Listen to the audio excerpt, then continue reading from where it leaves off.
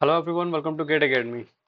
तो जैसा कि हम लोग ने हमारे प्रीवियस लेक्चर में हम लोग ने पढ़ा था हमारे इलेक्ट्रिकल मटेरियल्स के बारे में, है ना। मैंने आपको इलेक्ट्रिकल मटेरियल्स इलेक्ट्रिकल मटेरियल्स का एक मैंने आपको शॉर्ट वीडियो, दो वीडियो एक्चुअली प्रोवाइड किया था, टू वीडियोस थे हमारे, जिसमें हम लोग ने उसको पूरा कंप्लीट किया है ना। कंप्लीट किया from our RRB JE exam point of view. ठीक है। अब मैं आपको उससे रिलेटेड कुछ क्वेश्चंस, है ना, जो उस पे इंक्लूडेड होंगे, कुछ ऐसे भी होंगे जो अपन थोड़ा सा नए देखेंगे। तो अराउंड मैंने यहाँ पे आपको 25-30 क्वेश्चंस लेके आए हैं। तो आपको एक ब्रीफ आइडिया हो जाएगा, और ये क्वेश्चंस ऐसे क्वेश्चन है जो मतलब बहुत ज़्यादा एग्जाम में पूछे गए हैं, और आपके एग्जाम में भी पूछे जाने की इसकी बहुत ज़्यादा पॉसिबिलिटीज़ है। ओके, चलिए। तो जैसा कि आप लोग जान भी रहे हैं कि आरआरबी जेई का एग्ज़ाम होने वाला है, सीबीटी 2 का।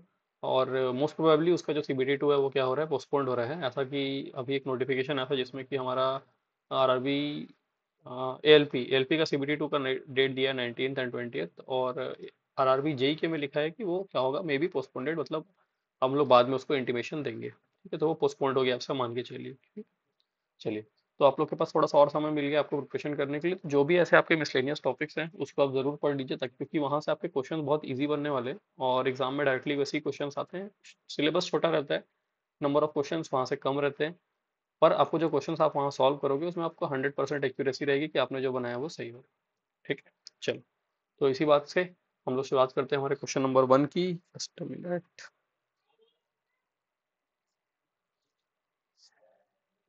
ठीक, चलिए।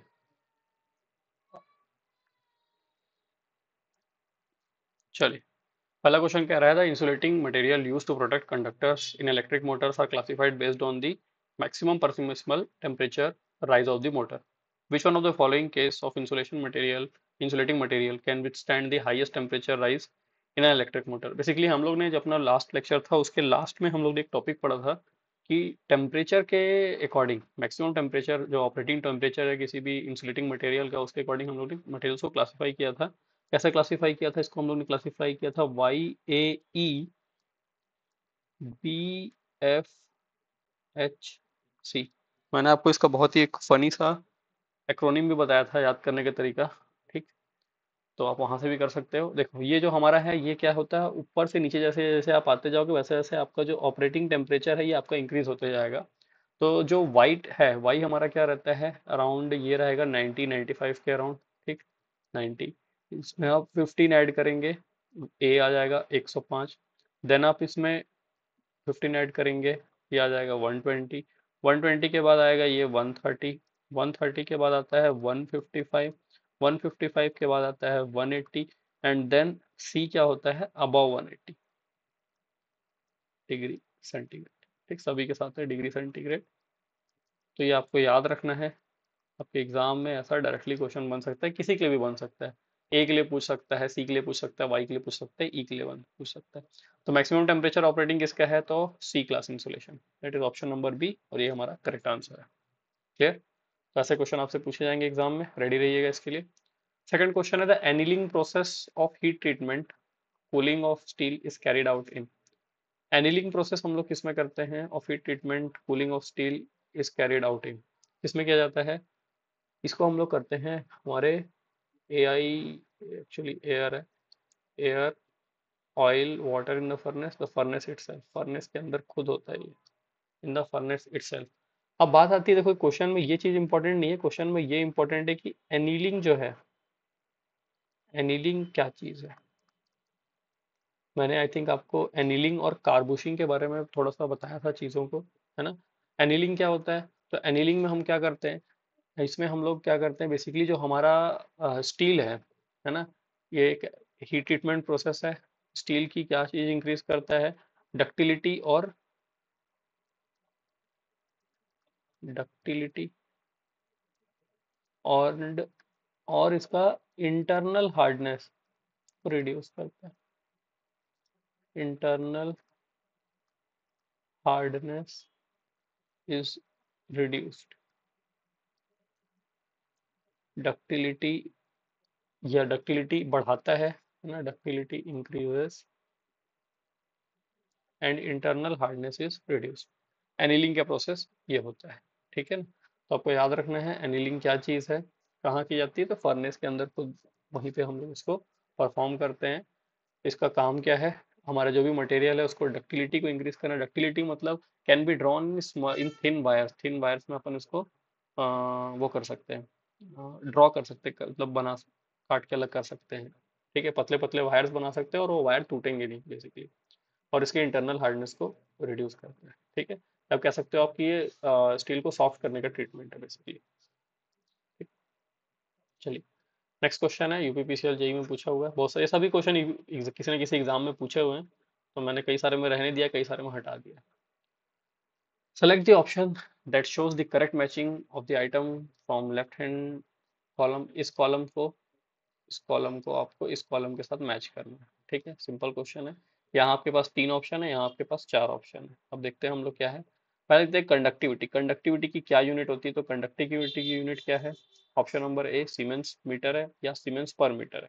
ठीक, तो ये तो सीमेंस मीटर है कंडक्टिविटी का, ऑप्शन नंबर ए। ठीक, कार्बन क्या है, कार्बन एक इस ऐसा टाइप का मेटल है जिसका, कार्बन एक ऐसा टाइप का मटेरियल है जिसका as temperature increases, as temperature increases उसकी रेजिस्टेंस क्या होती है, कम होते जाती है। तो resistance decrease with the increase in temperature, तो 2 का ये सी होगा। और इसी वजह से आप देखोगे कि जो हमारे डीसी मशीन्स रहते हैं, डीसी मशीन्स या स्पेशल मोटर जो भी आप कह लें, और बहुत सारे जो हैं, इसके अंदर जो हमारे ब्रश होते हैं, ब्रश, ये ब्रश होते हैं किसके बने होते हैं, कार्बन मटेरियल के बने होते हैं। किसके बने होते हैं, कार्बन मटेरियल के बने होते हैं। कार्बन मटेरियल का पहला फायदा क्या हुआ, क्योंकि देखो ब्रश क्या होता है, ये हमारा कम्यूटेशन जब प्रोसेस होता है तो हमारा जो आर्मेचर मूव करता है, ब्रश उसमें क्या रहता है, रेगुलर कांटेक्ट में रहता है, हमेशा कांटेक्ट में रहता है। जैसे जैसे आपका आर्मेचर मूव करेगा, रोटेट करेगा, ड्यू टू फ्रिक्शन वहाँ का रेजिस्टेंस इंक्रीज होता है, ड्यू टू फ्रिक्शन वहाँ पे हीट इंक्रीज होता है, और जैसे जैसे आपका हीट इंक्रीज होगा वैसे वैसे क्या होता है आपको मालूम है, जैसे as temperature increases the resistance of the carbon decreases. दूसरी बात ये कि कार्बन एक ऐसा मटेरियल है जो क्या है, सेल्फ ल्यूब्रिकेटिंग है ना, सेल्फ ल्यूब्रिकेटिंग है कार्बन, ये भी इंपॉर्टेंट पॉइंट है। सेल्फ ल्यूब्रिकेटिंग मटेरियल होता है कार्बन, क्लियर है। तो ये चीज हमारी हुई कार्बन के बारे में। तो दैट इज हमारा कहना चाहिए कि कार्बन हमारा ऐसा रहेगा, resistance decreases with the increase in temperature. Next हम बात करते हैं यूरेका की। यूरेका क्या चीज है, तो यूरेका क्या होता है, यूरेका हम एक टाइप का एलॉय यूज करते हैं। क्यों यूज करते हैं, बहुत हाई रेजिस्टेंस बनाने के लिए, बिकॉज इसका जो टेम्परेचर कोफिशिएंट ऑफ रेजिस्टेंस है बहुत लो होता है। उसकी वजह से क्या होती है कि टेम्परेचर इंक्रीज होने के वजह से इसके रेजिस्टेंस में, as temperature increases resistance remains constant, almost remains constant. तो ये हो गया थ्री का D.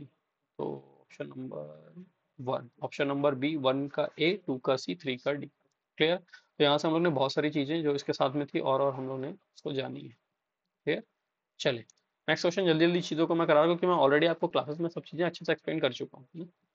The temperature at which iron ceases to be ferromagnetic and becomes paramagnetic. हम लोग ने पढ़ा था कि भाई कोई भी टाइप का फेरोमैग्नेटिक हो,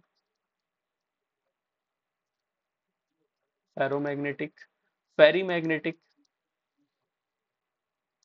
एंटी फेरीमैग्नेटिक, एंटी फेरोमैग्नेटिक, ये जितने भी मटेरियल्स हैं ये अबव एक क्यूरी टेम्परेचर है, Curie temperature, above Curie temperature ये अपनी क्या हो जाती है, पैरामैग्नेटिक प्रॉपर्टीज को लूज कर देते हैं और क्या बन जाते हैं, दे बिकम्स पैरामैग्नेटिक। क्वेश्चन में ये भी पूछ सकता है कि क्यूरी टेम्परेचर के बाद वो बनते क्या है, तो क्या बनते हैं, पैरामैग्नेटिक मटेरियल्स बन जाते हैं। ठीक, कौन से टेम्परेचर के पास, तो भाई क्यूरी टेम्परेचर के पास। क्यूरी टेम्परेचर अपने को सबका याद करना है क्या, तो नहीं है, सबका याद करने की जरूरत नहीं है।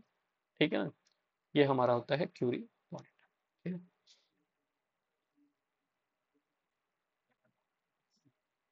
अब नेक्स्ट क्वेश्चन। अच्छा, इसमें आप एक चीज और जान लो कि जो फेरोमैग्नेटिज्म है, फेरोमैग्नेटिज्म, फेरोमैग्नेटिज्म जो मटेरियल का रहता है, ये मैक्सिमम होता है, इस maximum at absolute zero temperature, at absolute zero temperature. हमारे एब्सोल्यूट जीरो टेम्परेचर पे फेरोमैग्नेटिज्म, कोई भी मटेरियल अगर फेरोमैग्नेटिज्म प्रॉपर्टी को शो करता है तो वो मैक्सिमम कर रहेगा at his absolute zero temperature. Clear. ये एक अच्छा क्वेश्चन है, अच्छे एग्जाम में पूछा हुआ था, अच्छे स्टैंडर्ड पे एग्जाम था ये, उसमें पूछा हुआ था। चलिए next question is the temperature increases the resistance of a pure metal. जैसे कि हम लोग जानते हैं कि जो हमारा मेटल है, मेटल्स के अंदर क्या होता है, मेटल्स के अंदर एक प्रॉपर्टी है कि as temperature increases their resistance also increases, their resistance also increases। तो first increases then decreases remain constant, option number 5 का option number D, that is increases। ये होता है हमारे किसके लिए, ये होता है हमारा कहना चाहिए मेटल्स के लिए। As temperature increases resistance also increases. ठीक। Standard resistor are made out of. Standard resistor हम लोग किससे बनाते हैं, तो स्टैंडर्ड रजिस्टर बनाने के लिए हमारे पास है मैंगनीन। मैंगनीन का हम लोग यूज करते हैं स्टैंडर्ड रजिस्टर बनाने के लिए। अब मैंगनीन किस चीज का एलॉय है, ठीक, ये आपको याद होना चाहिए, लास्ट क्लास में मैंने आपको बताया है एलॉय में क्या क्या कितना परसेंटेज, किस रेशियो में परसेंटेज है, वो भी आपको याद होना चाहिए। ठीक है। और मैग्नीन का क्या होता है, लो टेम्परेचर कोफिशिएंट, लो टेम्परेचर कोफिशिएंट। फिर उस temperature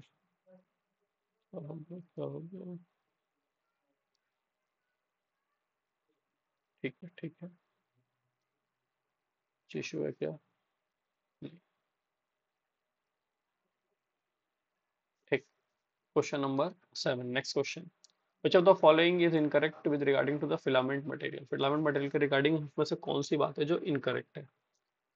they have sufficient mechanical strength, बिल्कुल यार, देखो कोई भी फिलामेंट मटेरियल रहता है उसके अंदर सफिशिएंट मैकेनिकल स्ट्रेंथ होनी चाहिए। जैसे कि हम लोग पुराने समय में जो हमारे घर में बल्ब रहते थे उसको हम लोग चेक करते थे, कैसे करते थे, जैसे उठा के देखते थे कि भाई कहीं फिलामेंट टूट तो नहीं गया, तो सफिशिएंट मैकेनिकल स्ट्रेंथ होनी चाहिए। ठीक। They have high temperature coefficient, high temperature coefficient होना चाहिए क्या, नहीं। They have high resistive nature, बिल्कुल हाई रेजिस्टिव नेचर होते हैं। They have high melting point, बिल्कुल सही, that is option number B, option number B इसका इनकरेक्ट, मतलब क्वेश्चन हमसे इनकरेक्ट पूछ रहा है तो हमारे क्वेश्चन के लिए आंसर होगा option number B, low temperature coefficient of resistance रहता है। ठीक है।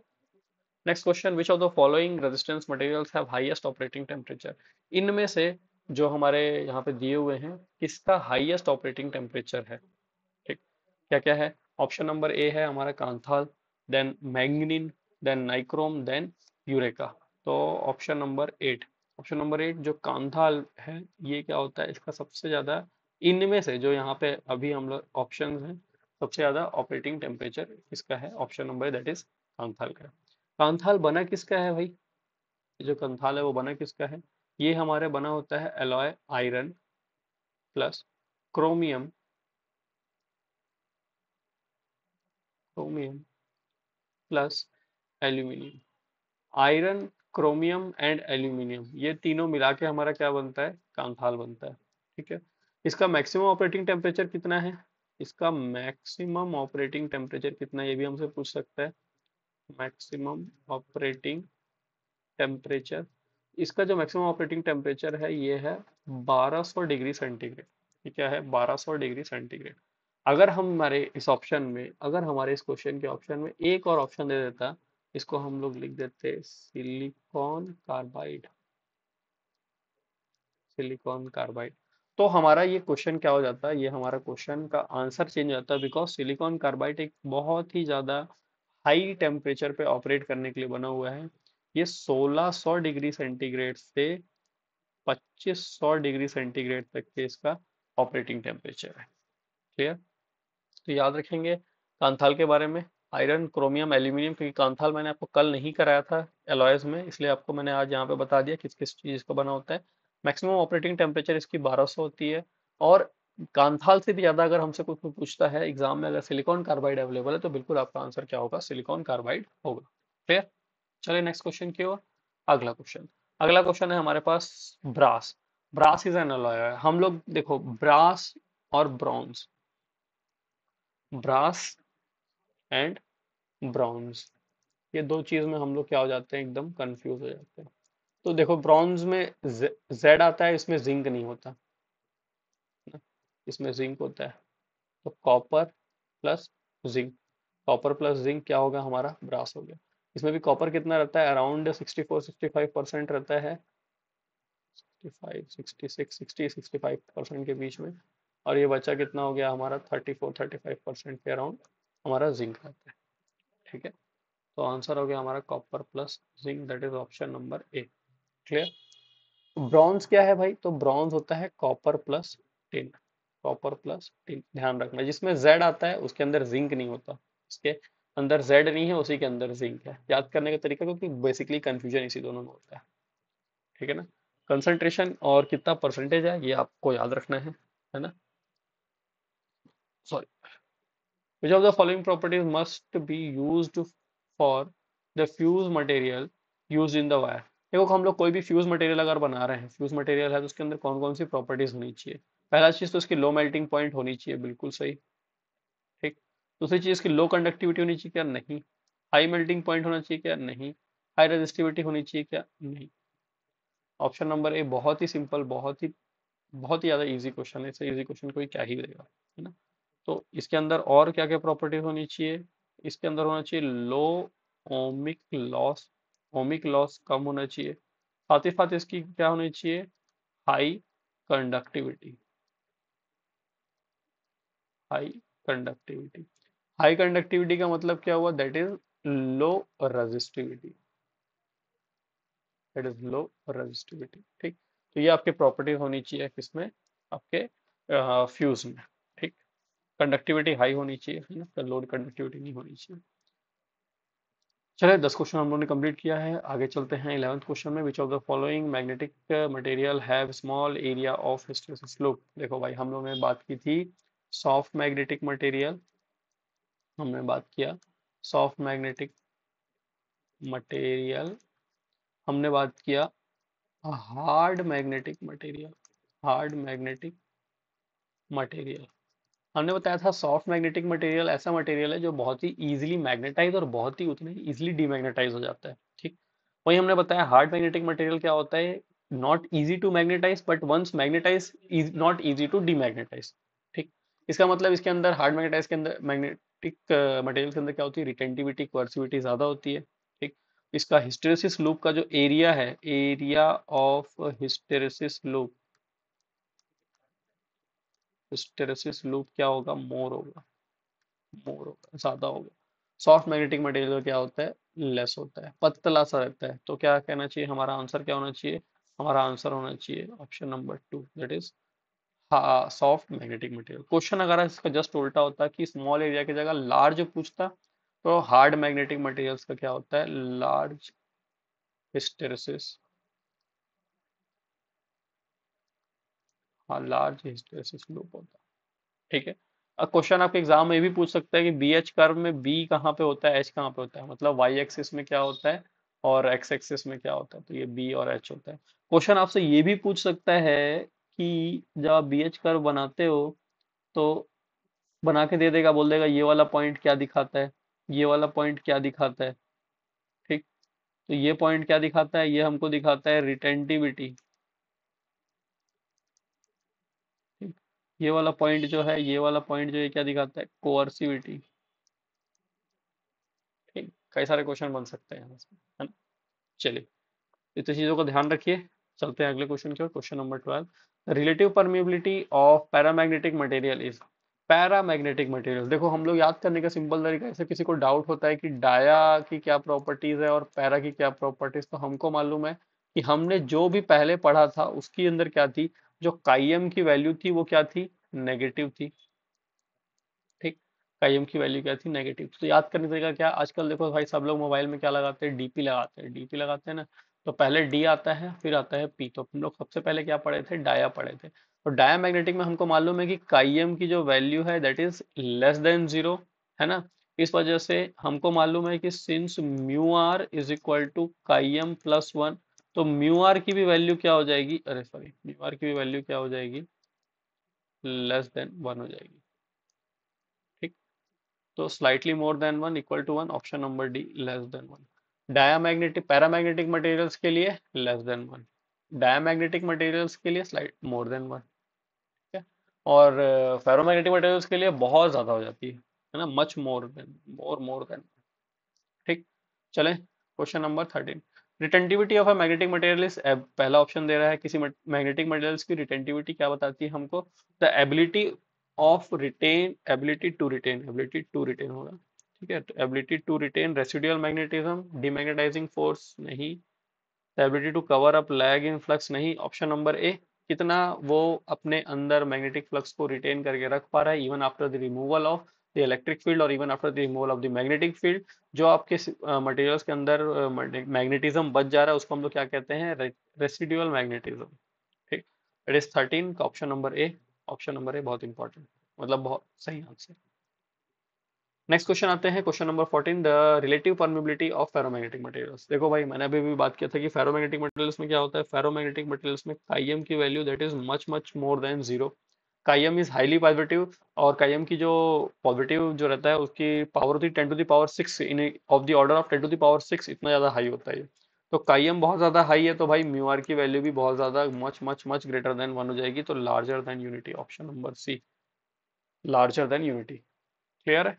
तो इस तरीके से ये जो हम लोग ने याद किया है, बेसिकली आपका क्वेश्चन इन दोनों पे बनेगा, बट जो उसके बीच में रिलेशन है अगर आपको वो याद रहेगा तो आप कोई भी एक चीज याद है तो दूसरी चीज आप ऑटोमेटिकली निकाल सकते हो, है ना। चलो, विच one of the following types of material lakhs permanent dipoles, permanent magnet dipoles. देखो भाई, डाइपोल्स जो थे परमानेंट किसमें नहीं थे, तो परमानेंट मैग्नेट डाइपोल्स, पीआरएम में NENT, permanent magnetic dipoles.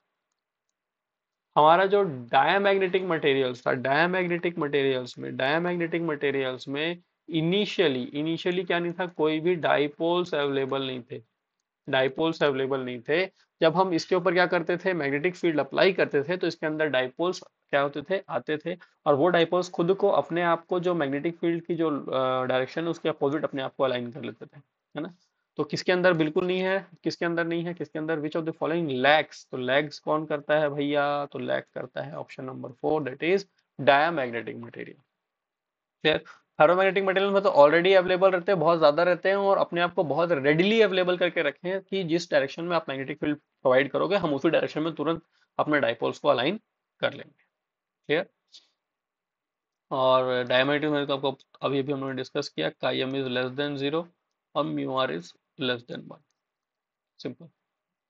Next question करिए, the relative permeability of non magnetic material is, relative permeability of non magnetic materials कितना होगा, तो ये होगा option number 4, that is 1। Relative permeability किसी भी नॉन मैग्नेटिक मटेरियल की क्या होती है, 1 होती है। ठीक है, वैक्यूम की भी आपकी हम लोग ने बात किया था इसमें, वो क्या होगी, 1 होगी। Simple question. Next question, magnetic susceptibility of a medium is defined as ratio. जो मैग्नेटिक ससेप्टिबिलिटी, काइम क्या चीज का रेशियो है, तो काइम क्या है, आपने जो एक्सटर्नल मैग्नेटिक फील्ड अप्लाई की है डिवाइडेड बाई आपका M/H। Clear? Intensity of magnetization of magnetic flux, magnetic intensity of magnetization to field strength, option number C, 17, option number C, intensity of magnetization M। कई book में आपको ये M की जगह I नजर आएगा, ठीक है ना, तो आप इससे कंफ्यूज मत करिएगा, जो उसका नोटेशन है वो कई थोड़ा सा डिफरेंट डिफरेंट है। ठीक, magnetic field strength applied, that is H। ये हमारा काइम हो गया। काइम का कोई यूनिट है क्या भाई, नहीं, देखो काइम क्या है, यूनिट लेस होता है, यूनिट लेस होता है। इस टाइप क्वेश्चन है मेरे ख्याल से, आगे देखते हैं हम लोग। ठीक, तो यहाँ तक आई होप सबकी को यहाँ तक की चीजें क्लियर हो गई होंगी, है ना। तो हम लोग ने अराउंड 17 क्वेश्चन बना लिए हैं, 10-12 क्वेश्चन और है, देख लेते हैं। On which of the following factor hysteresis loss does not depend. Hysteresis loss क्या चीज है यार, हम लोग ने बात किया हिस्टेरिसिस लॉस के बारे में, किया नहीं, हम लोग ने हिस्टेरिसिस लॉस को नहीं पढ़ा, बिकॉज वो आप क्या आगे किए होगे, आप ऑलरेडी उसको पढ़े होगे ट्रांसफॉर्मर्स के अंदर, है ना। बट आपको फॉर्मूला तो पता होगा, PH is equal to N B max to the power 1.6 F dot V। Clear है? ये हमारा क्या होता है, हिस्टेरिसिस लॉस का फॉर्मूला है, ये हमारे हिस्टेरिसिस लॉस का फॉर्मूला है। ये 1.6 जो वैल्यू है ये पर्टिकुलरली आती है किसके लिए, सिलिकॉन स्टील के लिए। हर जगह लिख लेते हैं हम लोग, क्योंकि हम हर जगह जो मटेरियल्स में पढ़ते हैं वो क्या है, 1 पॉइंट वो सिलिकॉन स्टील के लिए ही पढ़ते हैं। ठीक, ये एन क्या कहलाता है हमारा, एन हमारा कहलाता है स्टेनमेट्स कांस्टेंट, EIN। फिर से स्पेलिंग मेरी ठीक नहीं है ना, आप लोग इसको देख लीजिएगा, स्टेनमेट्स कांस्टेंट है। ठीक है, बी मैक्स तो मैक्सिमम फ्लक्स डेंसिटी आपको पता ही है। एफ जो है, एफ क्या दिखा रहा है, एफ यहाँ पे दिखाता है फ्रीक्वेंसी, और वी जो है, वी क्या दिखाता है, वी यहाँ पे दिखाता है volume. V is the volume. ठीक है, अब बी मैक्स तो आपको मालूम है, maximum flux density, maximum flux density. तो आंसर क्या हुआ? Does not depends upon frequency, नहीं भैया, फ्रीक्वेंसी पे तो डिपेंड करती है, ये तो है F. Does not depends upon volume, नहीं, वॉल्यूम पे डिपेंड करती है। और मैग्नेटिक फील्ड इंटेंसिटी इस पे भी डिपेंड करती है, ऑलरेडी बी मैक्स नहीं है, but B max is equal to mu naught mu r H होता है ना, तो वहां तो आ गया मैग्नेटिक फील्ड इंटेंसिटी। तो यहाँ आंसर होगा हमारा option number D, that is none of this. Clear? इसी तरीके से आप एडी करंट लॉस जो होता है, एडी करंट लॉस के बारे में भी पढ़िएगा। ठीक है, तो होगा इसमें शायद क्वेश्चन तो मैं आपको कराऊंगा, बाकी अगर नहीं होगा तो आप उसको जरूर पढ़िएगा। ठीक है, अगला क्वेश्चन है हमारा, the unit of magnetic susceptibility is, magnetic susceptibility की क्या यूनिट होती है? मैंने अभी आपको थोड़ी देर पहले ही इसके बारे में डिस्कस किया था कि magnetic susceptibility that is denoted by chi M. Chi M क्या होता है? intensity of magnetization divided by magnetic field strength, that is m by h, and it is unitless या dimensionless, unitless, or you can say that it is dimensionless. Option number D is the correct answer for question number 19. Magnetic susceptibility denoted by chi m, chi m क्या होता है? m by h।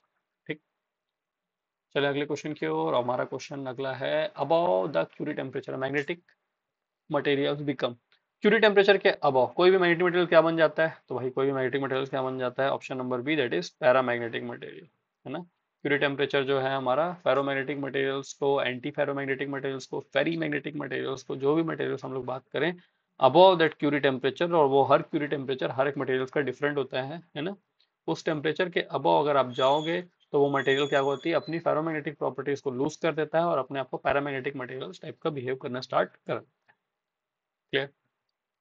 Next question. In antiferromagnetic material, the spin moment associated with two set of atoms are aligned. Antiferro, पहले हम लोग बात करें ferromagnetic की। Ferromagnetic में क्या था कि जिस डायरेक्शन में आपका स्पिन है, मतलब मैं स्पिन की बात करूंगा जब मैं, इसको हम लोग ऐसा शो कर सकते हैं कि फेरोमैग्नेटिक मटेरियल्स में ये एक दूसरे के साथ क्या है, एक दूसरे के डायरेक्शन में मतलब एक के साथ एक पैरेलली अलाइंड थे। एंटी फेरो में क्या है? एंटी फेरो में क्या है कि ये इनका जो अलाइनमेंट है ये एक दूसरे के इक्वल एंड अपोजिट है, एक दूसरे के equal and opposite, equal in magnitude है। ठीक, और फिर हम लोग बात करें फेरी मैग्नेटिक की, तो फेरी मैग्नेटिक मटेरियल्स में अपोजिट तो है, बट जो उनका जो मैग्नीट्यूड है वो उतना नहीं है, इक्वल बट नॉट, हाँ, anti parallel but unequal magnitude. ये किसके लिए हो गया? ये हो गया फेरी मैग्नेटिक मटेरियल्स के, random to parallel to each other, parallel to each other हो गया किसके लिए? फेरोमैग्नेटिक मटेरियल्स के लिए। Anti parallel to each other हो जाएगा हमारे किसके लिए? एंटी फेरोमैग्नेटिक मटेरियल्स के लिए। दैट इज ऑप्शन नंबर ए हमारा यहाँ पे बिल्कुल सही आंसर है। Question number 21, option number A is the correct answer. और बाकी के लिए क्या क्या हो सकता है वो मैंने आपको यहाँ पे क्लियर कर दिया। ठीक है, चले मूव करते हैं हमारे अगले क्वेश्चन पे, that is the net magnetic moment is zero in case of, magnetic moment zero किसके केस में होगा? जिसमें जो डाइपोल्स होंगे वो क्या होंगे? एक दूसरे के एग्जैक्टली इक्वल और sorry opposite and equal in magnitude. Ferromagnetic material में तो भाई पैरेलल होता है, फेरी मैग्नेटिक मटेरियल्स में इक्वल होता है बट अनइक्वल इन मैग्नीट्यूड होता है ना। तो हमारा आंसर होगा option number C, that is anti ferromagnetic material. अब भी हम लोग ने देखा था एंटी फेरो में सब चीज मैग्नीट्यूड बराबर, डायरेक्शन अपोजिट। ठीक, option number C correct answer for question number 22। ठीक, चलिए नेक्स्ट क्वेश्चन, अगला क्वेश्चन की हम लोग बात करें, the atomic number of the element whose outermost electron fills the 3s shell is. Okay, ये जो हमारा क्वेश्चन है, ऐसे तो आप ये बेसिक इलेक्ट्रॉनिक्स में भी पढ़े होंगे, है ना, बेसिक इलेक्ट्रॉनिक्स में, या आप फिजिक्स में भी पढ़े होंगे, फिजिक्स में नहीं, ये केमिस्ट्री में आप पढ़े होंगे, है ना, अब आप यहाँ भी पढ़ रहे हो। तो अफबाउ प्रिंसिपल के थ्रू हम लोग यहाँ पे क्या करते हैं, ये जो एटम्स के जो शेल्स हैं वो भरना स्टार्ट करते हैं। तो किस तरीके से भराएगा? तो हमारे केस में ये कहाँ तक जा रहा है? 3s तक जा रहा है। ठीक है, ये होता है 1s2 s ऑर्बिटल में दो रहेंगे, 1s2 2s2 एस ऑर्बिटल में फिर दूसरा पहला ऑर्बिट कंप्लीट है, दूसरा 1s2 2p6 2p6 और फिर आता है 3s2 spdf से करके चार ऑर्बिटल्स रहते हैं हमारे। हर ऑर्बिटल्स के अंदर क्या रहता है, हमारा जो एटम रहता है वो प्लेस रहता है, और हर एटम्स का क्या है, एनर्जी डिस्क्रीट एनर्जी होती है, अलग अलग एनर्जी होती है। मैं पढ़ाऊंगा कभी बेसिक इलेक्ट्रॉनिक्स में आपको, तो आप जानेंगे उसको बहुत अच्छे तरीके से। ठीक, तो कितना हो गया, 6 4 10, 10 2 12 2 14 14 14 14 14, 1s2 2s2 2p6 6 4 10, अरे 12 तो हो गया। Option number B that is 12, है ना, 6 + 2 + 2 that is overall 12 electrons. 12 electrons are there. Moving on to our next question, which of the following materials is malleable but not ductile? Malleable है but ductile नहीं है, तो कौन है भाई? Copper both malleable and ductile, silver both malleable and ductile, lead is the element which is ductile. Battery खत्म होने का इंडिकेशन आ रहा है, चलिए हमारा भी खत्म हो जाएगा, ज़्यादा देर की क्लास नहीं है। Question number 25. The material used for permanent magnets are soft magnetic materials, hard magnetic materials, neither of these, all of these, all of these मतलब both of these होना चाहिए, both of these। तो बनाना है permanent magnet, बनेगा किससे? Hard magnetic material से। कौन सा मटेरियल हम लोग यूज करते हैं जनरली? जनरली हम लोग यूज करेंगे अल्निको, अल्निको। ठीक, मैंने आपको एलॉयज में पढ़ाया हुआ है, कंपोजिशन देखिएगा, ध्यान रखिएगा। ठीक, 25 क्वेश्चन तो हो गए हैं, और कितने हैं हमारे पास? एक दो एक्स्ट्रा होंगे, देख लेते हैं उसको। The change in dimension during the process of magnetisation. During the process of magnetisation the change in direct dimension, dimension के अंदर चेंज आता है, उसको हम लोग बोलते हैं मैग्नेटोस्ट्रिक्शन। इस प्रोसेस को हम लोग क्या कहते हैं? मैग्नेटोस्ट्रिक्शन। और मैग्नेटोस्ट्रिक्शन जो प्रोसेस है उसका जो कन्वर्स होता है, उसका जस्ट उल्टा, उसको कहा जाता है Villari effect. Converse of magnetostriction is Villari effect. ये एग्जाम में पूछ सकता है आपके, तो इसका ध्यान रखिएगा। क्लियर? आपका डायमेंशन जो चेंज होता है during the process of magnetisation, that is called that process is called, that phenomena is called magnetostriction, and converse of magnetostriction is Villari effect. Clear? और कितने क्वेश्चन हैं? बस दो क्वेश्चन और। The relative permeability of a material is, देखो भाई, relative permeability mu are की value दी हुई है 0.95। ठीक, मतलब कि म्यू आर क्या है? Mu are is less than 1, और म्यू आर लेस देन 1 किस केस में होता है? तो म्यू आर लेस देन 1 होता है डायमैग्नेटिक के केस में, बिकॉज वहां पे जो काइयम होता है ये क्या होता है? Less than 0, that is chi m is क्या हो जाता है? Negative. That is mu are is equal to 1 plus chi m, ये हमारा पास फॉर्मूला है। काइयम नेगेटिव रहेगा तो ये 1 से कम हो जाएगा, इस वजह से हमारा आंसर है option number A, that is diamagnetic material. चलें आगे। Next and the last question of the day, that is the reluctance offered by magnetic material is highest in। सबसे ज्यादा रिलक्टेंस कौन सा मैग्नेटिक मटेरियल ऑफर करता है, ये हमसे पूछा जा रहा है, और हम इसका सही सही जवाब अगर दें तो कहेंगे क्या हम लोग? Option number A, that is diamagnetic material. कैसे रिलक्टेंस प्रोवाइड करता है? तो डायमैग्नेटिक मटेरियल्स अगर हम लोग ने रखा हुआ है, मान लो ये डायमैग्नेटिक मटेरियल्स है, और मैं इसके आसपास मैं मैग्नेटिक फील्ड लाइंस ले जाना चाहता हूँ, तो मैग्नेटिक फील्ड लाइंस यहाँ से कन्वर्स हो जाएगी, और वो बोलेगी कि भाई मैं एयर से चली जाऊंगी, लेकिन मेरे को डायमैग्नेटिक मटेरियल्स के थ्रू मत भेजो, डायमैग्नेटिक मटेरियल्स मेरे को ठीक नहीं लगता है। ठीक, तो ये हमारी क्या हो जाएंगी? मैग्नेटिक फील्ड लाइंस इसके तरफ से डाइवर्ज हो करते हुए निकल गई। ठीक, ये है हमारा डायमैग्नेटिक मटेरियल। ठीक, डायमैग्नेटिक मटेरियल्स के हमारे पास कुछ ऑप्शंस, कुछ एग्जांपल भी हैं। क्या क्या एग्जांपल है जो एकदम मेन में, जो भी हम लोग ज्वेलरी में यूज करते हैं? गोल्ड, सिल्वर, डायमंड, ये सब चीज जो है, ये हमारे इसके क्या हो गए? एग्जाम्पल हो गया। क्लियर है? तो ये थे हमारे कुछ अराउंड 28 क्वेश्चंस जो मैंने आपके लिए लेके आया मटेरियल्स से। ठीक, मैं देखूंगा और कुछ अच्छे क्वेश्चंस रहेंगे तो फिर मैं आपको नेक्स्ट क्लास में कराऊंगा। अभी के लिए मेरा नेक्स्ट टारगेट है कि मैं आप लोग को कराऊं हाउस वायरिंग और house wiring and IE rules. अब आप लोग बताइएगा कमेंट में कि आपको जो क्वेश्चन चाहिए, या तो आपको क्वेश्चन फॉर्म में चाहिए या आपको थ्योरी भी चाहिए। आपको थ्योरी चाहिए या सिर्फ क्वेश्चंस चाहिए, या थ्योरी प्लस क्वेश्चंस दोनों चाहिए, जैसा कि हम लोग ने मटेरियल्स को देखा, जैसा कि हम लोग ने डिजिटल इलेक्ट्रॉनिक्स को पढ़ा। ठीक है। और ज़्यादा से ज़्यादा कुछ भाई लेक्चर्स को शेयर करिए, जितने ज़्यादा व्यूज़ आएंगे उसके अकॉर्डिंग हम लोग और कंटेंट भी आपको प्रोवाइड करते जाएंगे। क्लियर। चलिए, तो अपने तैयारी को इस तरीके से जारी रखिएगा, अच्छे से तैयारी करिए। Till then have a nice day, good bye.